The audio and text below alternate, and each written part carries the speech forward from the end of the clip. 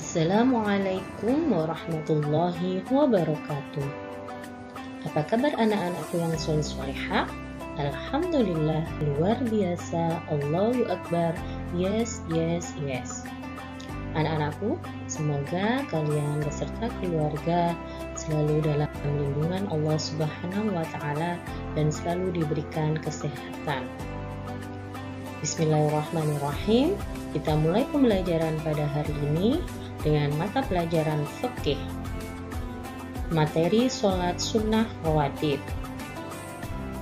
Diperhatikan baik-baik anak-anak ya, penjelasan dari Bu Guru. Mengenal sholat sunnah rawatib. Sholat sunnah rawatib. Sholat sunnah rawatib adalah sholat sunnah yang mengikuti sholat fardu yang 5, yaitu sholat subuh, sholat zuhur, sholat asyar, sholat maghrib, dan sholat isya. Dikerjakan sebelum atau sesudah mengerjakan sholat fardu. Sholat sunnah rawatib yang dikerjakan sebelum sholat fardu disebut sholat sunnah qobliyah. Sholat sunnah rawatib yang dikerjakan sesudah sholat fardu disebut sholat sunnah ba'diyah. Hukum mengerjakan sholat sunnah rawatib adalah sunnah. Nah, pengertian sunnah adalah jika dikerjakan mendapatkan pahala, jika tidak dikerjakan tidak mendapatkan apa-apa. Jumlah rakaat sholat sunnah rawatib memang beragam, mengingat banyaknya riwayat tentangnya. Menukil riwayat Al-Bukhari dan Muslim, ulama Syafi'i membaginya menjadi 2 golongan. Ada yang muakkad dan ada yang ghairu muakkad. Sholat sunnah rawatib yang sangat dianjurkan untuk dikerjakan disebut sholat sunnah rawatib muakkad. Sholat sunnah rawatib yang kurang dianjurkan untuk dikerjakan dinamakan sholat sunnah rawatib ghairu muakkad. Yang pertama adalah sholat sunnah rawatib muakkad. 2 rakaat sebelum sholat duhur, 2 rakaat sesudah sholat duhur, 2 rakaat sesudah sholat maghrib, 2 rakaat sesudah sholat isya, dan 2 rakaat sebelum sholat subuh. Kalau sebelum itu berarti apa nak? Qobliyah. Kalau sesudah ba'diyah ya. Ingat-ingat ya. Muakkad ini berarti yang dianjurkan. 10 rakaat sholat sunnah rawatib muakkad di atas telah sesuai dengan sabda Nabi Muhammad SAW yang diriwayatkan oleh Imam Bukhari. Sholat sunnah rawatib ghairu muakkad sebagai berikut, yaitu 4 rakaat sebelum dan sesudah sholat zuhur, 4 rakaat sebelum sholat asar, 2 rakaat sebelum sholat maghrib, 2 rakaat sebelum sholat isya. Jadi, dalam sholat sunnah rawatib ghairu muakkad ada 4 rakaat sebelum zuhur. Yang dimaksud adalah 2 rakaat pertama itu termasuk pada sunnah muakkad yang sebelumnya yang dianjurkan. Kemudian 2 rakaat berikutnya termasuk ghairu muakkad.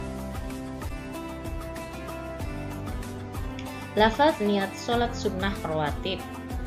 Sholat sunnah qobliyah atau sebelum subuh. Usolli sunnata subhi rak'ataini qobliyata mustaqbilal qiblati lillahi ta'ala. Yang artinya, saya niat mengerjakan sholat sunnah sebelum subuh 2 rakaat menghadap kiblat karena Allah Ta'ala.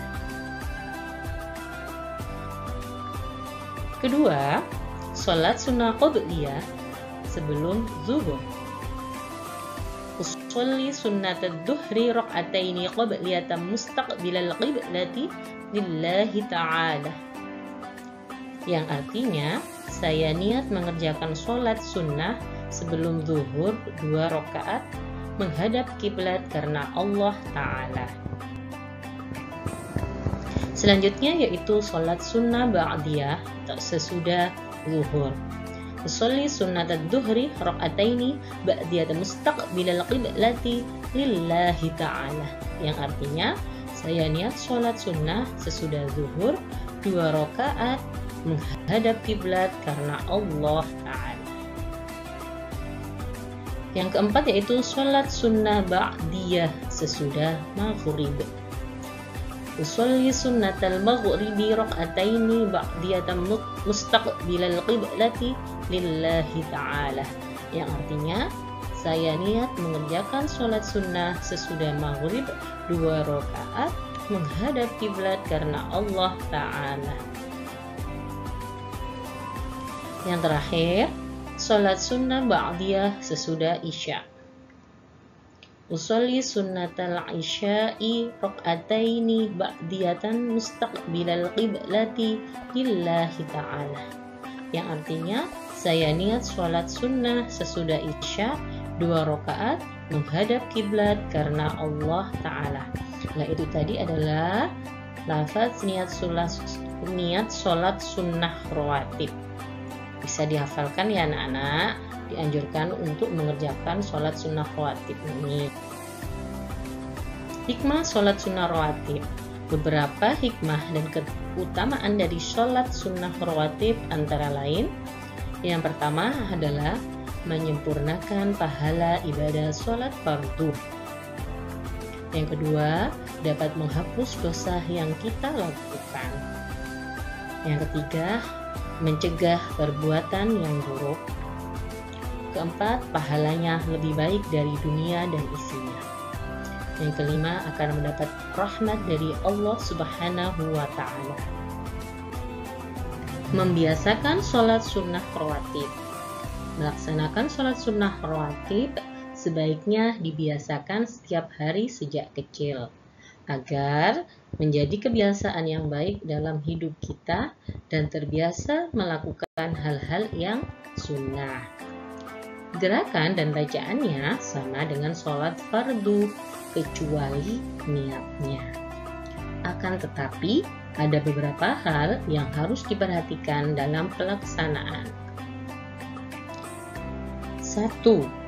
Sholat sunnah rawatib dikerjakan secara munfarid, sendiri-sendiri, tidak berjamaah. 2. Bacaan sholat sunnah rawatib tidak dinyaringkan atau bersuara keras ketika membaca surat, ya. Yang ketiga, sholat sunnah rawatib qobliyah atau sebelum sholat fardu dikerjakan sebelum iqomah atau qomat, ya kalau bahasa Jawanya. Kemudian yang keempat, tempat melaksanakan sholat sunnah rawatib sebaiknya bergeser sedikit dari tempat sholat fardu.